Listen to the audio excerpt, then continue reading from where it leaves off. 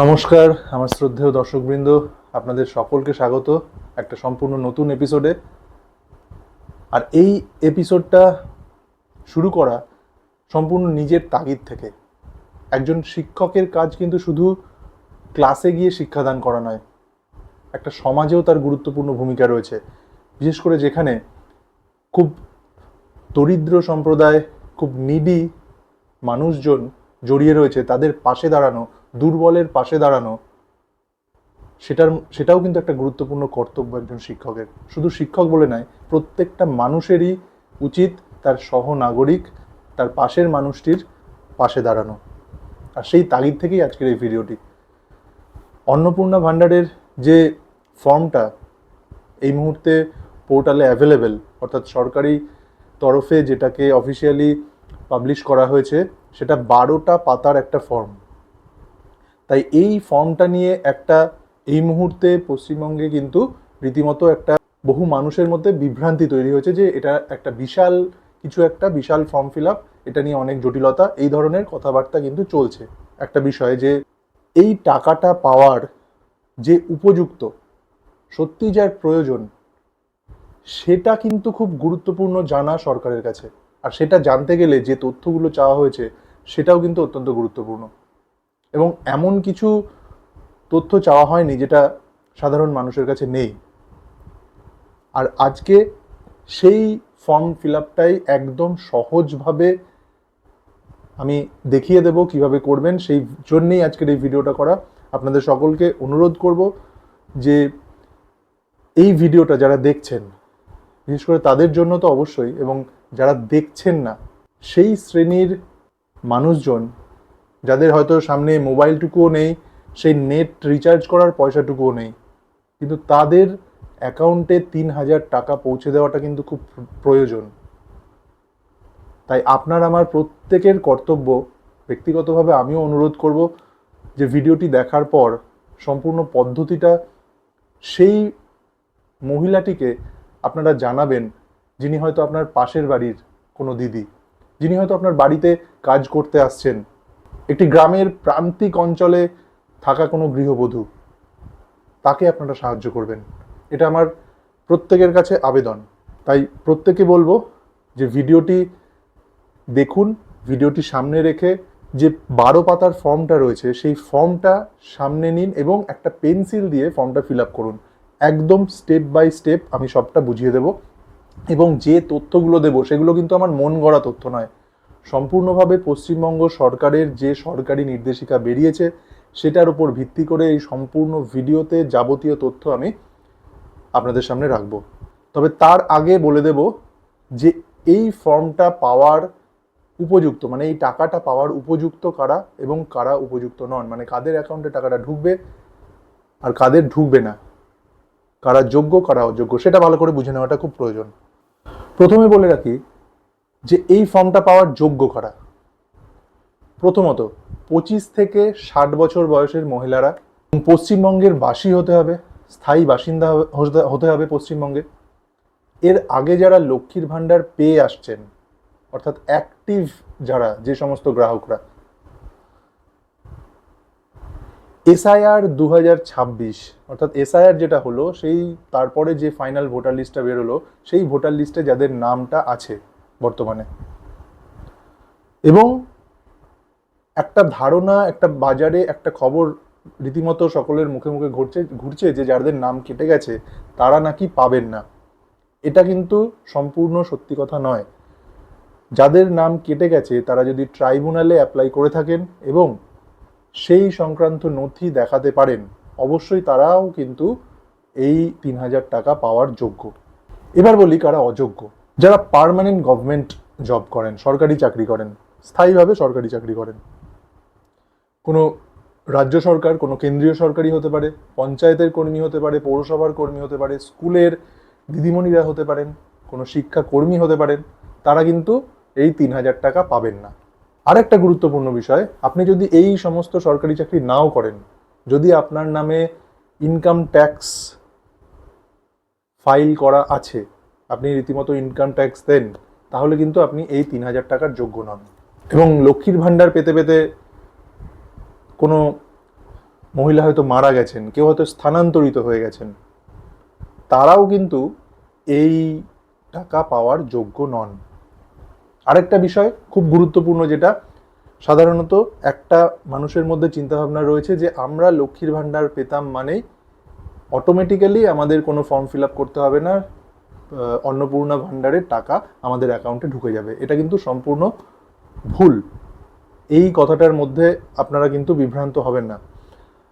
লক্ষ্মীর ভাণ্ডারের যে ডেটাবেস ছিল তাতে প্রচুর পরিমাণে ভুল ভ্রান্তি কিন্তু ধরা পড়েছে। সেই কারণে ফ্রেশভাবে প্রত্যেককে এই ফর্মটি ফিল আপ করতে হবে। এটা কিন্তু সরকারি নির্দেশিকা। আরও একটা কনফিউশন মানুষের মধ্যে ঘুরছে যে আমার পরিবারে কেউ হয়তো সরকারি চাকরি করেন বা কেউ হয়তো সরকারি পেনশন পাচ্ছেন, তারা কি এই 3,000 টাকা পাবেন? অবশ্যই পাবেন।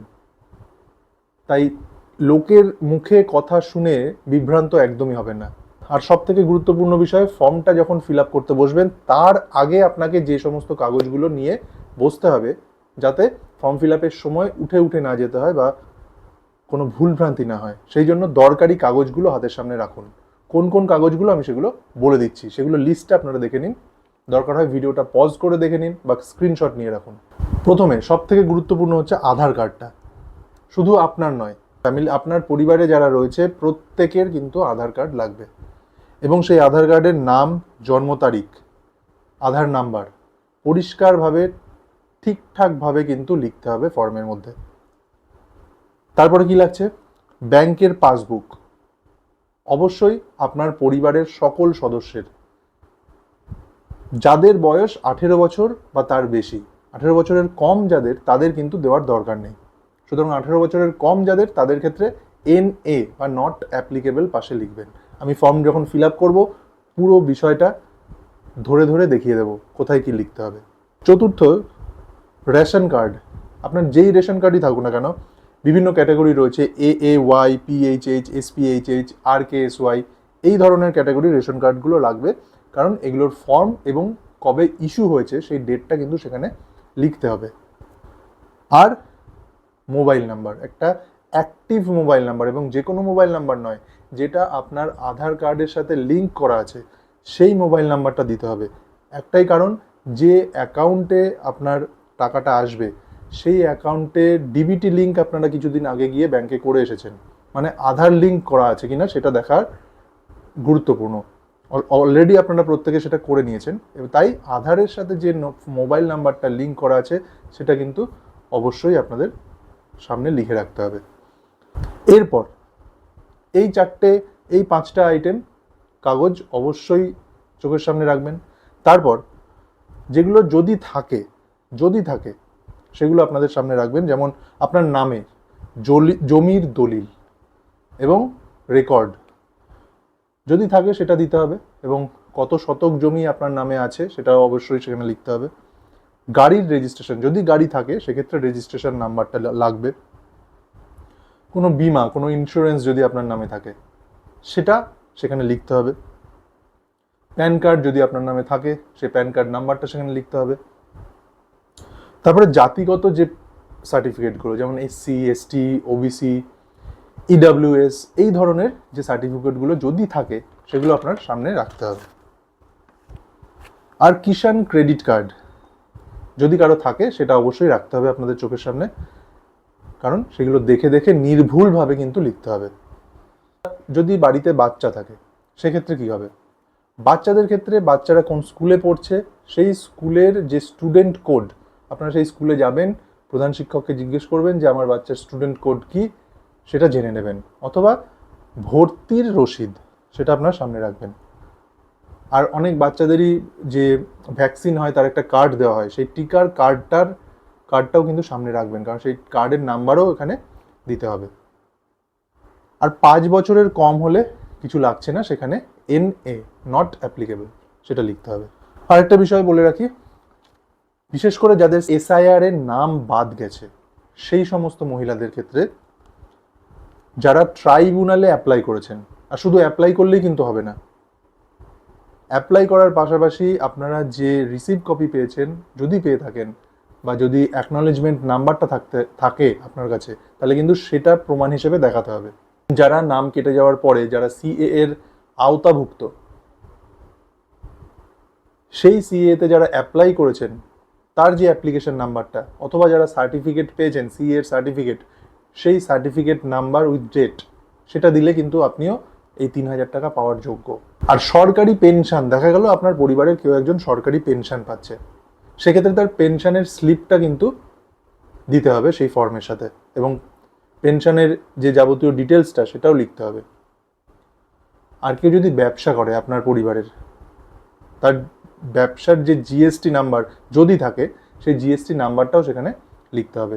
তাহলে এই সমস্ত ডকুমেন্টসগুলো আপনার হাতের কাছে কিন্তু রাখতে হবে গুছিয়ে ফর্মটা ফিল আপ করার সময়। এবার সব থেকে গুরুত্বপূর্ণ বিষয়, ফর্মটা তো আপনারা ফিল আপ করবেন, আমি এক্ষুনি দেখাবো সেটা ফর্মটা কীভাবে ফিল আপ করবেন। এখন জমাটা কোথায় দেবেন, অনেকের মনের মধ্যে এই প্রশ্নটা রয়েছে।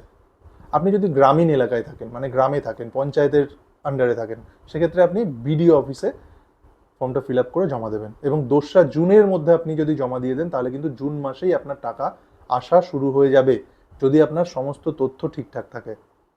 আপনি যদি শহর এলাকায় থাকেন, পৌরসভা অঞ্চলে, সেক্ষেত্রে আপনি জমা দেবেন এসডি অফিসে। আর যদি কলকাতায় আপনার স্থায়ী ঠিকানা হয়, সেক্ষেত্রে কেএমসিতে, কলকাতা মিউনিসিপ্যাল কর্পোরেশনে। এই 3টে জায়গায় আপনারা জমা দেবেন, যারা যেখানে থাকেন সেই অনুযায়ী অফিসগুলোতে আপনারা জমা দেবেন।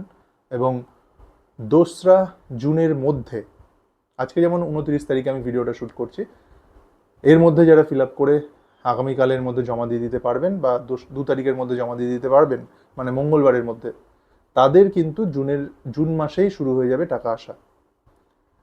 আর একটা খুব ভালো খবর, যে 1 জুন থেকে এই ফর্মটাই অনলাইনে সাবমিট করা শুরু হবে, সরকারি নির্দেশিকায় এমনটাই কিন্তু বলা হয়েছে।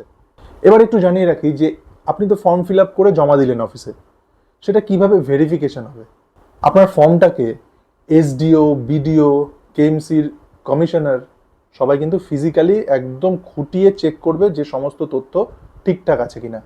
এখানে একটা বিষয় বলে রাখি, আপনি যদি স্বেচ্ছায় কোনো তথ্য ভুল দেন বা কোনো তথ্য চেপে যান, এটা কিন্তু ভারতীয় যে আইন রয়েছে তাতে আইপিসি 420-র আন্ডারে কিন্তু দণ্ডনীয় অপরাধ, শাস্তিযোগ্য অপরাধ। সুতরাং এমন কোনো কাজ করবেন না, যদি ধরা পড়ে সেক্ষেত্রে এটা তো বন্ধ হবেই, আদার্স যে ডিবিটি অ্যাকাউন্টে বিভিন্ন লিঙ্ক করে রেখেছিলেন বিভিন্ন সরকারি প্রকল্পের সাথে যদি আপনার নাম যুক্ত হয়ে থাকে, সেগুলোও কিন্তু বন্ধ হওয়ার সম্ভাবনা তৈরি হবে। সুতরাং এক্ষেত্রে খুব সাবধান প্রত্যেককে। তাহলে প্রথমে বিডিও, এসডিও, কেএমসির কমিশনাররা আপনার ফর্মটাকে যাচাই করবে, তারপর সেই যোগ্য তালিকাটা চলে যাবে জেলা শাসকের কাছে। এখন জেলা শাসক এবং কেএমসি যিনি কমিশনার, তিনি পুরো লিস্টটাকে অনুমোদন দেবেন। অনুমোদন দেওয়ার পর সেই যোগ্য নামের তালিকা চলে যাবে অন্নপূর্ণা ভাণ্ডারের পোর্টালে, আর পোর্টালে যখনই সেটা ইনপুট হবে তারপর থেকেই শুরু হয়ে যাবে আপনাদের অ্যাকাউন্টে 3,000 টাকা করে আসা। সুতরাং এই পদ্ধতি মেনেই কিন্তু পুরো প্রক্রিয়াটা সম্পন্ন হতে চলেছে। তাই অত্যন্ত নিখুঁতভাবে, অত্যন্ত অর্গানাইজড ওয়েতে পুরো বিষয়টা হতে চলেছে। সুতরাং আপনাদেরও উচিত প্রতিটি ডকুমেন্ট দেখে সঠিকভাবে তথ্যগুলো দেওয়া, তবেই কিন্তু আপনার ফর্মটা যোগ্য বলে বিবেচিত হবে। আর 3,000 টাকা কিন্তু খুব একটা কম অ্যামাউন্ট নয়, প্রতি মাসে 3,000 টাকা যথেষ্ট বড় অ্যামাউন্ট। আশা করি প্রত্যেকেই যথেষ্ট ধৈর্য সহকারে বাড়িতে বসে নিজে নিজে খুব সহজে ফর্মটা ফিল আপ করতে পারবেন। তাহলে চলুন দেখে নিই কীভাবে আমরা ফর্মটা ফিল আপ করবো। অন্নপূর্ণা যোজনা পারিবারিক তথ্য সংগ্রহের এটাই ফর্ম, বাংলায় রয়েছে ফর্মটা। খুব ভালোভাবে দেখবেন, ফর্মটা দেখে নিয়ে, এবং ভিডিওটা যে চলছে আপনারা পজ করে করে থামিয়ে থামিয়ে একটার পর একটা ফিল আপ করতে থাকবেন, এবং যে ডকুমেন্টসগুলোর কথা বললাম সেই ডকুমেন্টসগুলো অবশ্যই হাতের কাছে রেখে দেবেন পরপর। সেগুলো দেখে পেন্সিলে ফর্মটা ফিল আপ করুন, এবং ফাইনাল হয়ে যাওয়ার পর 2-3 বার চেক করবেন, তারপর পেন দিয়ে সেটাকে ফিল আপ করবেন। তাহলে প্রথমে আমরা দেখে নিই, প্রথমে কি আছে, পরিবারের প্রধানের নাম, হেড অফ দ্য ফ্যামিলি, মানে ধরুন আপনার হাজব্যান্ডের নাম। এখানে পুরো নাম লিখবেন বাংলায় পরিষ্কার করে বড় বড় হরফে, এবং নামটা কিভাবে লিখবেন, আধার কার্ডে ঠিক যেভাবে যে বানানে নামটা রয়েছে সেই বানানটাই লিখবেন, নইলে কিন্তু আধার কার্ডের সাথে মিল খুঁজে পাওয়া যাবে না। তারপরে জন্ম তারিখ, অবশ্যই আধার কার্ডে যে জন্ম তারিখটা রয়েছে সেই জন্ম তারিখটা দিন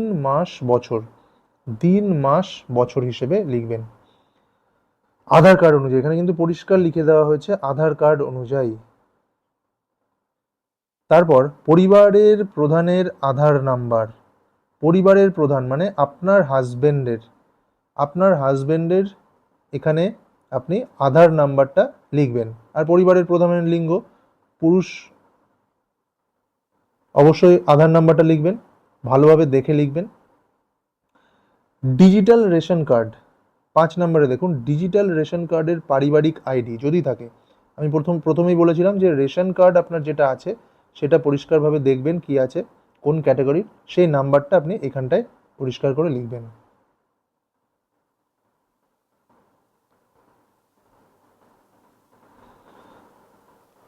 এবার পরিবারের সদস্য সংখ্যা 6 নম্বরে, আপনার পরিবারে যতজন থাকেন একসাথে, যতজন আপনারা থাকেন একসাথে, এমনকি এভাবে পরিবারের সংজ্ঞা হিসেবে ফর্মে কিন্তু এটা লিখে দেওয়া হয়েছে, একসাথে থাকেন, এক জায়গায় রান্না করে খাবার খান, সেই বিষয়টাও লেখা হয়েছে এখানে। শুধুমাত্র সেই সংখ্যাটা 4 জন 5 জন 6 জন যেটাই হোক না কেন সেটা এখানে লিখে দেবেন। এরপর ঠিকানা মানে আপনার স্থায়ী ঠিকানা, যেহেতু আপনি আধার কার্ডের হিসেবে সব কিছু লিখছেন, আধার কার্ডে আপনার যে ঠিকানাটা রয়েছে আপনি সেটা এখানে পরিষ্কারভাবে লিখবেন বাংলা হরফে বড় বড় করে, যাতে কোনো রকম কোনো অক্ষর দেখে বুঝতে না পারা যায় এই ধরনের কিন্তু করবেন না, একদম ক্লিন থাকে যেন লেখাটা। এরপর আপনার যোগাযোগ নাম্বার, এই জায়গাটা কিন্তু খুব গুরুত্বপূর্ণ। যোগাযোগ নাম্বার কোনটা? 8 নম্বর পয়েন্টে এখানে দেখুন লেখা আছে বিশেষত পরিবারের প্রধানের আধার নাম্বার মোবাইল নাম্বার যুক্ত, মানে এখানে পরিবারের প্রধানের আপনার যার নামটা এখানে দিচ্ছেন, হেড অফ দ্য ফ্যামিলি, তার যে মোবাইল নাম্বারটা দেবেন সেটা যেন তার আধারের সাথে লিঙ্ক করা থাকে, এইটা কিন্তু খুব গুরুত্বপূর্ণ, এখানে পরিষ্কার করে সেটা লিখে দেওয়া রয়েছে। এবার 9 নম্বরে কি রয়েছে? নাম, জন্ম তারিখ, লিঙ্গ, পরিবারের প্রধানের সাথে সম্পর্ক, আধার নম্বর পরিবারের সকল সদস্যের।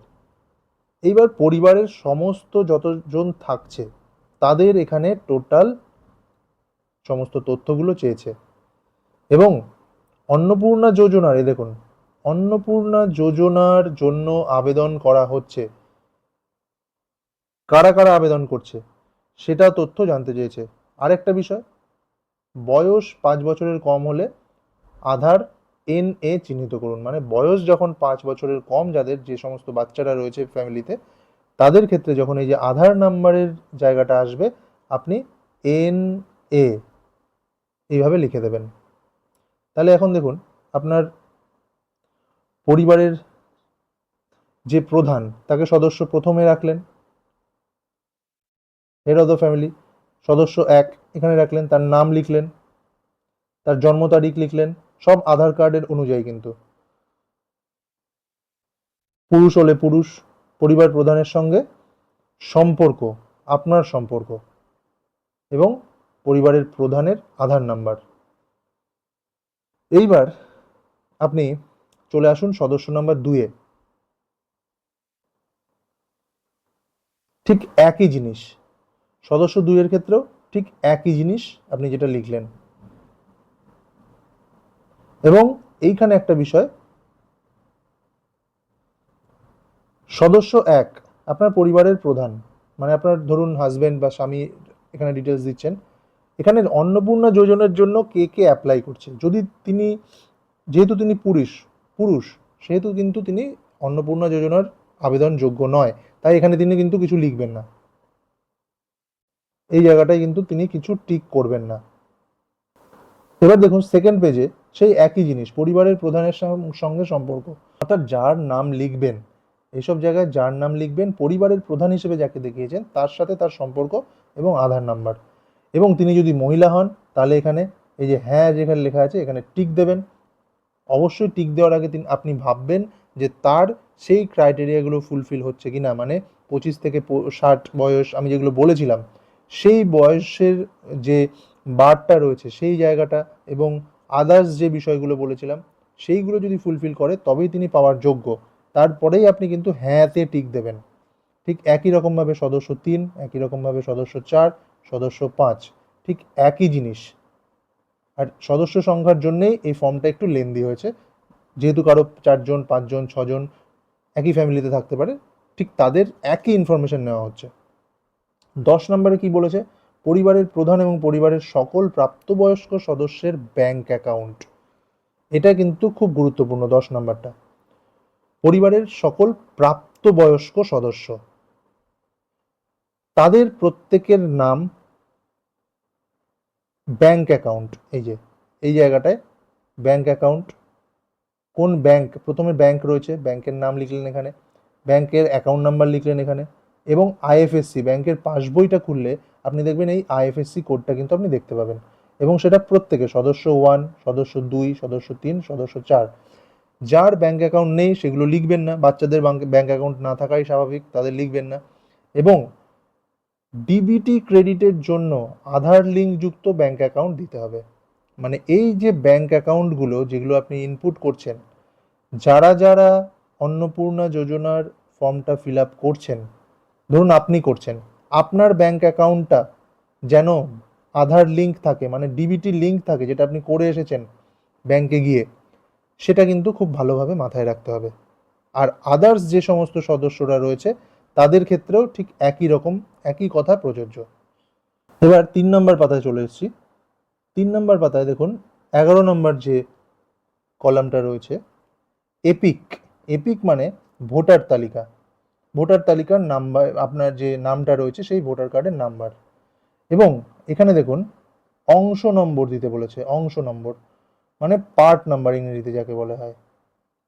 আপনার যে পার্ট, আপনি ভোটার লিস্ট খুললেই দেখতে পাবেন আপনার কত পার্টে আপনার নাম্বারটা রয়েছে। হেড অফ দ্য ফ্যামিলি যাকে দেখিয়েছেন তার এপিক নাম্বার এখানে লিখলেন। এপিক মানে হচ্ছে ভোটার কার্ড নাম্বার। বিধানসভা ক্ষেত্র, আপনার যেটা বিধানসভা ক্ষেত্র সেটার নাম, এবং অংশ নাম্বার, যেটা বললাম পার্ট নাম্বার, যেটা ভোটার লিস্টে থাকবে সেটাই হচ্ছে অংশ নাম্বার। এটা যেমন আপনি হেড অফ দ্য ফ্যামিলি লিখলেন, ঠিক সেরকম নিজের লিখবেন। তারপর অন্যান্য যে সমস্ত সদস্যরা রয়েছে, প্রাপ্তবয়স্ক সদস্য মানে 18+, তাদের প্রত্যেকের ঠিক একই রকমভাবে পরপর পরপর লিখে দেবেন। একই তথ্য এই পুরো জায়গাটায় চলবে। এবং ভোটার লিস্ট দেখে কিন্তু ঠিক মতো ভোটার কার্ড নাম্বারটা ঠিক মতো লিখবেন এখানে। 12 নম্বরে আপনার যে ক্যাটাগরি, আপনি কোন জাতিভুক্ত, আপনি কি জেনারেল? যদি জেনারেল হন তাহলে অসংরক্ষিত টিক দেবেন ইউআর। যদি ইডাব্লিউএস মানে আর্থিকভাবে পিছিয়ে পড়া শ্রেণী, অবশ্যই আপনাকে কিন্তু কাগজ থাকতে হবে তার, তাহলে অসংরক্ষিত আর্থিকে টিক দেবেন। আপনার যদি এসসি থাকে এসসিতে দেবেন, এসটি হলে এসটিতে দেবেন, ওবিসি হলে ওবিসিতে দেবেন, এবং বিশেষ ঝুঁকিপূর্ণ জনগোষ্ঠী হলে পরে পিভিটিজি, এগুলোতে টিক মারবেন ঠিক এইভাবে, যেটাতে যেটাতে উপযুক্ত। এবং অবশ্যই কিন্তু সংখ্যাগত, জাতিপত্র এবং আর্থিকভাবে পিছিয়ে পড়া যে কোনো, যেটাতেই আপনি টিক দেবেন সেটাতেই কিন্তু আপনার সার্টিফিকেটটা বাধ্যতামূলকভাবে দেখাতে হবে। সুতরাং সেটা জেনে বুঝেই কিন্তু আপনি এখানে টিকটা দেবেন। এবার রেশন কার্ডের বিভিন্ন বিষয় জানতে চাওয়া হয়েছে। দেখুন আপনার কি ডিজিটাল রেশন কার্ড আছে? যদি থাকে হ্যাঁ, যদি না থাকে না, পরিষ্কার কথা। আর যদি হ্যাঁ হয় সেক্ষেত্রে আপনার রেশন কার্ডটা খুলবেন, দেখবেন এই কার্ডগুলোর যে ক্যাটাগরিটা লেখা আছে এর মধ্যে আপনার কোনটা। পরিষ্কারভাবে আপনি কার্ডের মধ্যেই কিন্তু দেখতে পাবেন AAY, SP, HH, RKSY2, PHH, RKSY1, ভর্তুকি বিহীন, কোনটা সেটা বুঝে আপনি এখানে এইভাবে টিক দেবেন, যেখানে যেখানে উপযুক্ত সেখানে টিক দেবেন। এটা আপনার, যেহেতু আপনি আপনার নিজের জন্য কিন্তু ফর্মটা ফিল আপ করছেন। যেখানে পরিবারের সদস্যদের চাইছে সেখানে পরিবারের সদস্যদের দেবেন, যেখানে নিজের চাইছে সেখানে নিজের। এবার পরিবারটি নাম্বার 3টা দেখুন, পরিবারটি রেশন দোকান থেকে মাসিক রেশন তুলছে কিনা। যদি হ্যাঁ হয় হ্যাঁ, যদি না হয় না। যেটা ঠিক, আপনি যদি রেশন প্রতি মাসে মাসে নেন তাহলে অবশ্যই হ্যাঁতে টিক দেবেন, যদি না নেন তাহলে নাতে টিক দেবেন। এবার আপনার কি কি বাড়িতে সম্পদ, কি কি অ্যাসেট রয়েছে, বাড়ি গাড়ি এই ধরনের বিষয়গুলো, জমি এই ধরনের বিষয়গুলো এবার চাওয়া হচ্ছে। এই যে গ, সম্পদে।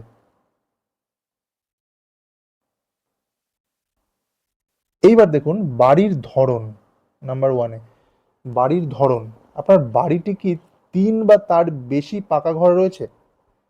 3 বা তার বেশি, যদি 3টের বেশি পাকা ঘর থাকে বাড়িতে তাহলে হ্যাঁ, আর যদি না থাকে তাহলে না।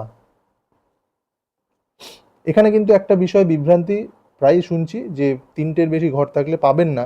এই ধরনের পাবেন না বলে এই ধরনের কথা কিন্তু সরকারি নির্দেশিকায় নেই যে আপনার 3টের বেশি ঘর থাকলে, পাকা ঘর থাকলে আপনি এই টাকাটা পাবেন না।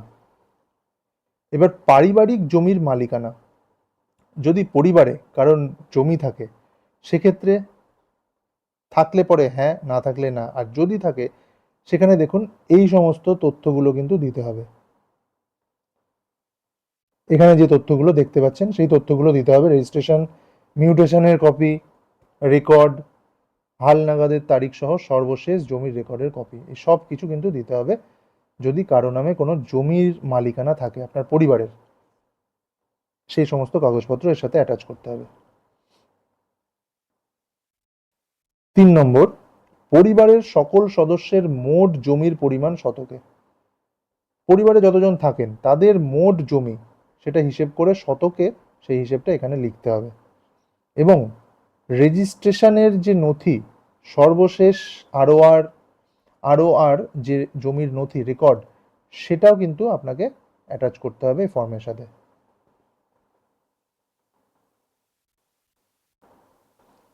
4 নম্বর, যানবাহন, মানে কি গাড়ি রয়েছে আপনার, আপনি বা আপনার পরিবারের কোনো সদস্য অবাণিজ্যিক মোটর চালিত 4 চাকার গাড়ি আছে কিনা। যদি থাকে হ্যাঁ, বা যদি না থাকে না। অবাণিজ্যিক মানে আপনি ব্যবসার সাথে সেই গাড়িটা জড়িত নয়, আপনি পার্সোনাল কাজে ইউজ করেন সেই গাড়ি। যদি হ্যাঁ হয় তাহলে সেই গাড়ির সংখ্যা কত সেটা এখানে লিখতে হবে। গাড়ির রেজিস্ট্রেশন নাম্বারটা এখানে লিখতে হবে। সেটা গাড়ি জিপ হতে পারে, ট্রাক্টর হতে পারে, কি মডেল সেটাও কিন্তু আপনাকে এখানে লিখতে হবে। এবার পরিবারের সদস্যদের স্বাস্থ্য বীমা আছে কিনা, হেলথ ইন্স্যুরেন্স আছে কিনা সেটা জানতে চাওয়া হয়েছে। যদি না থাকে নাই টিক করবেন, যদি হ্যাঁ হয় তাহলে সরকারি বা বেসরকারি বীমার অঙ্ক এবং প্রিমিয়াম বিবরণ সহ উল্লেখ করতে হবে। অঙ্ক বলতে আপনার কত টাকার স্বাস্থ্য বীমা করা আছে, কারো 5 লাখ হতে পারে, কারো 2 লাখ হতে পারে, কারো 10 লাখ হতে পারে, সেটাই হচ্ছে অঙ্ক। এবং প্রিমিয়াম মানে বছরে আপনাকে সেই বীমা বাবদ কত টাকা কোম্পানিকে দিতে হচ্ছে।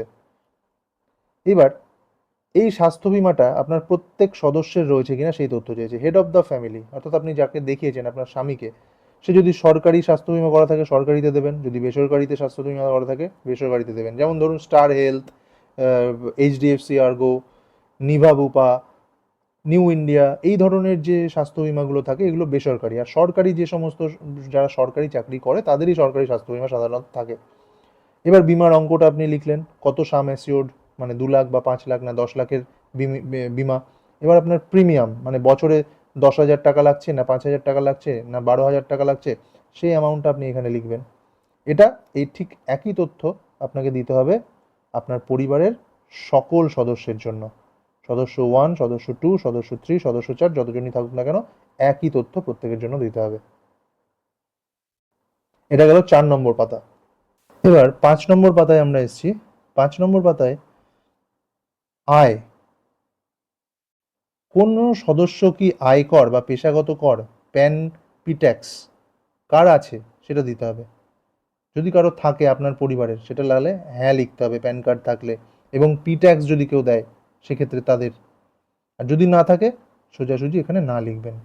তারপরে পরিবারের সদস্যদের প্যান কার্ড যদি থাকে, প্যান কার্ড যদি থাকে হ্যাঁতে টিক করবেন, যদি হ্যাঁ থাকে তাহলে প্যান কার্ডের নাম্বারটা, এবং সেই নাম্বার প্রত্যেক সদস্যদের একই তথ্য, নাম নাম্বার, নাম নাম্বার, নাম নাম্বার, একই রকমভাবে আগেরগুলো যেমনভাবে করেছেন ঠিক সেইভাবে প্যান কার্ডের তথ্যগুলো প্রত্যেক সদস্যদের সমানভাবে এখানে দিয়ে দেবেন। এবার কর্মসংস্থানের ধরন, পরিবারের প্রধান যদি কেউ কি কাজ করে, তাদের কি ধরনের কাজ করে, তার সে কি হেড অফ দ্য ফ্যামিলি যে রয়েছে পরিবারের প্রধান যার নাম দেখিয়েছেন, সে কি সরকারি চাকরি করে, নাকি বেসরকারি খাতে কর্মচারী, সংগঠিত ক্ষেত্রে স্বনিযুক্ত উদ্যোক্তা, ব্যবসায়ী, মালিক ইত্যাদি, আংশিক সময়ে কর্মরত, পার্ট টাইম,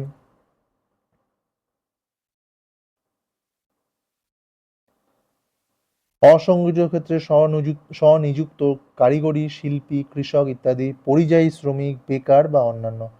যদি বেকার হয় এখানে বেকার দিয়ে দেবেন, মানে যে যেখানে কর্মরত সে সেই মতো সঠিক যে তথ্যটা সেখানে অবশ্যই এরকমভাবে টিক দিয়ে দেবেন। এবং এটা গেল পরিবারের প্রধানের, আর বাকি সদস্যদেরও ঠিক একই তথ্য আপনারা টিক দিতে দিতে যাবেন, যার যেটা প্রযোজ্য, একই তথ্য। এখানে দেখুন সদস্য 3, সদস্য 4, সদস্য 5, 5 জনের ইনফরমেশন দেওয়ার জায়গা রয়েছে। এবার চলে আসুন 4 নম্বর কলামে, 6 নম্বর পেজ।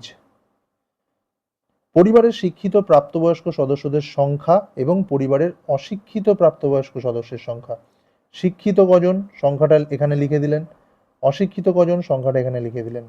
পরিবারের সকল শিক্ষিত প্রাপ্তবয়স্ক সদস্যের সর্বোচ্চ শিক্ষাগত যোগ্যতা দিতে বলা হয়েছে। যে শিক্ষিত সে কতদূর তার শিক্ষাগত যোগ্যতা রয়েছে, মাধ্যমিক না উচ্চ মাধ্যমিক নাকি গ্র্যাজুয়েশন, নাকি তারপরেও কেউ হায়ার স্টাডিজ করেছে, মাস্টার ডিগ্রি করেছে, কেউ পিএইচডি করেছে, আরও আপার স্টাডিজ করলে সেইগুলো কিন্তু এখানে আপনি অবশ্যই সেগুলো দেবেন।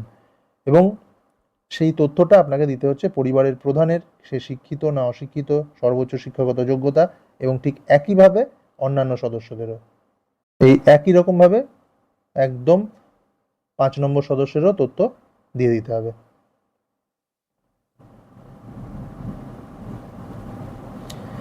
এবার 5 নম্বর যে অপশনটা রয়েছে, কোনো সদস্য কি কোনো সাংবিধানিক পদ, মন্ত্রী, সাংসদ, বিধায়ক, পৌরস্থানীয় সংস্থা, পঞ্চায়েত সংস্থার প্রাক্তন বা বর্তমান ধারক কোনো পদে কি রয়েছে তারা? যদি হ্যাঁ হয় তারা হ্যাঁ, যদি না হয় না। যিনি এই পদে রয়েছেন তার সদস্য নাম্বার, তার মেম্বারশিপ আইডিটা কিন্তু এখানে চেয়েছে। এই সমস্ত জায়গায় যদি কেউ সাংবিধানিক পদ হোল্ড করে, কেউ যদি দেখা হলো এমএলএ, কেউ এমপি, কেউ কোনো কাউন্সিলর, কেউ চেয়ারম্যান, কেউ পঞ্চায়েতের মেম্বার, কেউ পঞ্চায়েতের প্রধান, কেউ উপপ্রধান, এই যে বিষয়গুলো জানতে চাইছে যে আপনার ফ্যামিলিতে কি কেউ রয়েছে, যদি সেটা থেকে থাকে তার নাম্বারটা সেখানে দিতে বলেছে। প্রয়োজনীয় সহায়ক নথি জমা দিতে বলেছে। সহায়ক নথি শুধু দিলেই হবে না, তার সাপোর্টিং ডকুমেন্টস কিন্তু এখানে জমা দিতে বলা হয়েছে, এবং সেটা স্বঘোষণা যে আমি এই পঞ্চায়েতে বা এই পৌরসভায় বা এই বিধানসভার বিধায়ক, এইভাবে কিন্তু লিখে দিতে হবে। 6 নম্বর দেখুন, কোনো সদস্য কি সরকারি পেনশনভোগী? আপনার ফ্যামিলিতে যদি কেউ সরকারি পেনশনভোগী থাকে তাহলে হ্যাঁ, যদি না থাকে না।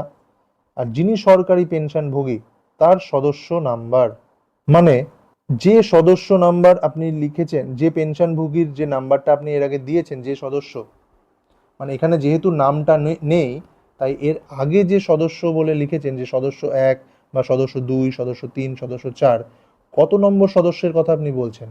দেখা গেল সদস্য 2, আপনার বাবা বা আপনার মা সরকারি পেনশন পান, তাহলে আপনি এখানে সদস্য 2 এভাবে লিখে দিলেন। যদি 3 নম্বরে থাকে সদস্য 3 লিখে দিলেন। এবং শুধু লিখলেই হবে না, যদি হ্যাঁ হয় তাহলে সেই পেনশন স্লিপটাও কিন্তু এখানে যুক্ত করতে হবে।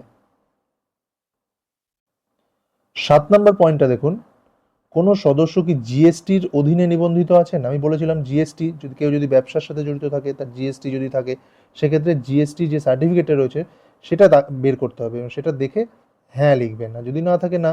আর যদি হ্যাঁ হয় তাহলে জিএসটি নাম্বারটা এখানে লিখতে হবে, এই জায়গাটায় কিন্তু জিএসটি নাম্বারটা লিখতে হবে। এবার 8 নম্বরটা দেখুন, পরিবারের মোট বার্ষিক আয় কত টাকা সেটা এখানে লিখবেন। অবশ্যই তার সাপোর্টিং ডকুমেন্টস আপনাকে থাকতে হবে। কোনো লোকাল বডিজ যেগুলো রয়েছে, পঞ্চায়েত বা পৌরসভার কোনো সার্টিফিকেট যেন তার সাপোর্টে থাকে, বা আপনি যদি কোনো রকম সরকারি নথি থাকে যে আমার বার্ষিক আয় এটা, সেটা আপনি লিখবেন যাতে আপনি সেটা প্রুফ করতে পারেন পরবর্তীতে যদি প্রশ্ন ওঠে।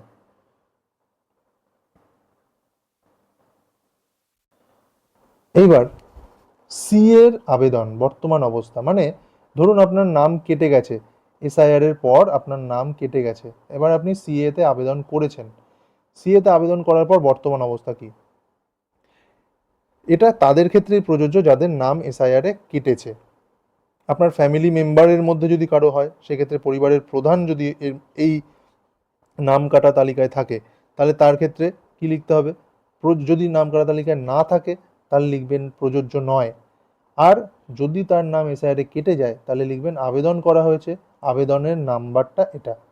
আবার ইস্যু করা হয়েছে, যদি সার্টিফিকেট আপনি পেয়ে থাকেন, তাহলে সার্টিফিকেটের নাম্বারটা এখানে লিখবেন। এইবার প্রত্যেকটা সদস্যের ক্ষেত্রে কিন্তু একই রকমভাবে তথ্য দিতে দিতে যেতে হবে। সদস্য 1 প্রযোজ্য নয় যদি থাকেন, যদি সে এই সিএ এর আবেদনের প্রয়োজন হয়নি, তার নাম আছে, তাহলে দরকার নেই। যদি যার প্রয়োজন হয়েছে সে অবশ্যই তার ডিটেলসটা দিয়ে দেবে। এবং এইভাবে প্রত্যেক সদস্যের একই রকম তথ্য দিতে হবে, সদস্য 2, সদস্য 3, 4, 5, ঠিক আগের মতো। এবার অন্যান্য কিষাণ কার্ড, যে ক্রেডিট কার্ড, শিল্পী ক্রেডিট কার্ড, মৎস্যজীবীদের credit card, student credit card, যদি এই সমস্ত থাকে, তাহলে কার আছে, আপনার পরিবারের কার আছে, সেটা পরিবার প্রধানের কি আছে নাকি সদস্যদের মধ্যে কেউ কেউ আছে, সেটা কিন্তু পরিষ্কার লিখতে হবে। তাহলে যদি পরিবারের প্রধানের থাকে সেই সমস্ত কিষাণ কার্ড বা এই ধরনের শিল্পী ক্রেডিট কার্ড, মৎস্যজীবী ক্রেডিট কার্ড, শিক্ষার্থী ক্রেডিট কার্ড, তার আইডি নাম্বার দিতে হবে এবং কবে ইস্যু হয়েছে সেগুলো কিন্তু প্রত্যেকের একই রকমভাবে দিতে হবে। অর্থাৎ আপনি একজনের ক্ষেত্রে যেটা ফিল আপ করছেন, সেটাই কিন্তু প্রত্যেকের ক্ষেত্রে একই রকমভাবে দিতে হচ্ছে, যদি সেই তথ্যটা সবার থেকে থাকে তবেই। এবং প্রদানকারী কর্তৃপক্ষের বিবরণ, অর্থাৎ যে দিয়েছে আপনাদেরকে এই যে স্টুডেন্ট ক্রেডিট কার্ড, কিষাণ ক্রেডিট কার্ড, আপনি কোন সংস্থার কাছ থেকে পেয়েছেন, সরকারি হলে সেই সরকারি সংস্থার এখানে নামটা এই জায়গাটায় লিখতে হবে। 3 নম্বর দেখুন, খুবই গুরুত্বপূর্ণ পয়েন্টটা। 3 নম্বর পয়েন্টে এসআইআর 2026-এ নাম বাদ পড়ে থাকে, তাহলে মামলাটি ট্রাইব্যুনালে বিচারাধীন কিনা জানতে চাওয়া হয়েছে। মানে আপনার পরিবারের সদস্যের যদি কারো নাম বাদ চলে যায়, সেক্ষেত্রে কার নাম বাদ গেছে, পরিবারের প্রধান নাকি সদস্যদের মধ্যে কারো একজনের নাম বাদ গেছে? যদি কারো নাম বাদ যায়, সেক্ষেত্রে হ্যাঁ আমার মামলার বিবরণ আছে, আমার নাম বাদ গেছে, এবং যদি হ্যাঁ হয় তবে মামলার বিবরণটা এখানে দিতে হবে।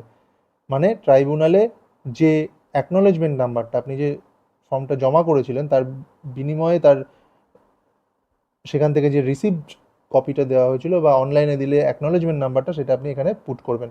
আর যদি প্রত্যেকেরই নাম থাকে, সেক্ষেত্রে প্রযোজ্য নয়, প্রত্যেকের ক্ষেত্রেই প্রযোজ্য নয়, প্রযোজ্য নয়, প্রযোজ্য নয় লিখে দেবেন।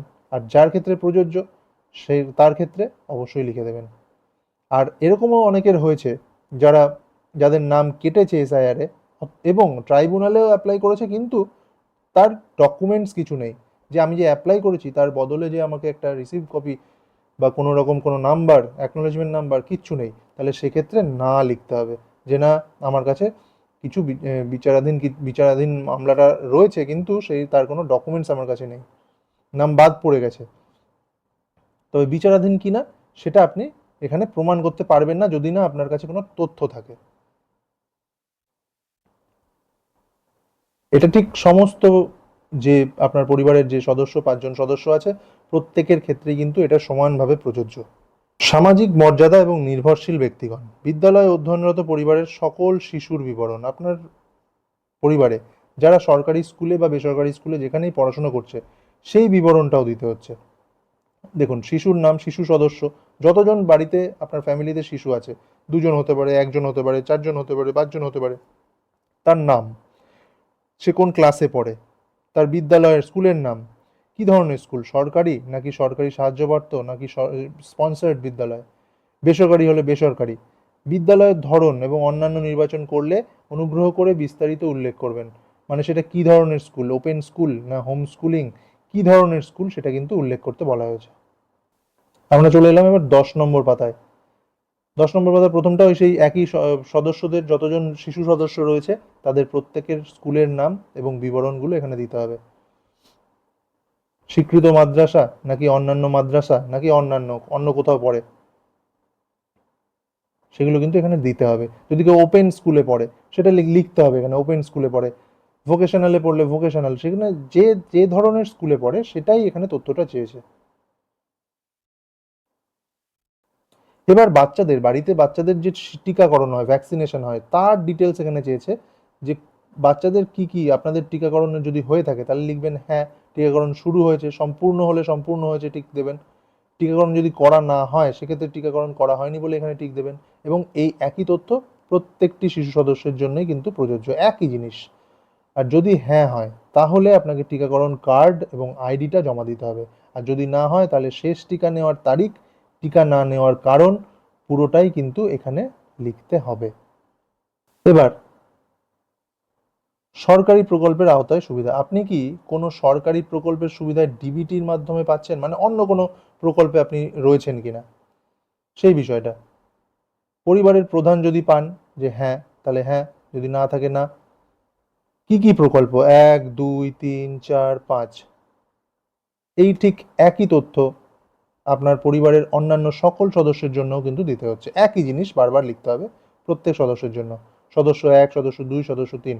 সুতরাং প্রথমে ফর্মটা ফিল আপ করার আগেই আপনারা বাড়িতে যদি 5 জন থাকেন তাহলে সদস্য 1 বলে অমুকের নাম, সদস্য 2 বলে অমুকের নাম আগে থেকেই কিন্তু ফিক্সড করে নেবেন, তাহলে লিখতে কিন্তু ইনফরমেশনগুলো দিতে সুবিধা হবে। যদি হ্যাঁ হয় তবে প্রকল্পের নাম উল্লেখ করতে বলা হয়েছে।